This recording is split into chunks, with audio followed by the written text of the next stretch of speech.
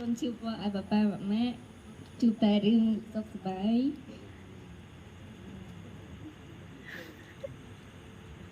có thêm một con những của xe anh tên ấy mà chứ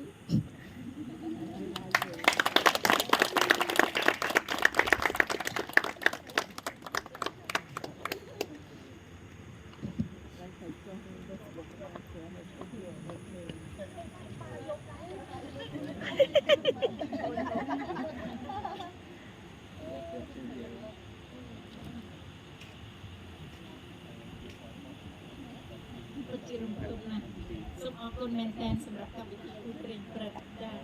ថ្ងៃនេះកូនស្រីទាំងពីរនិងកូនប្រុសបានសម្រាប់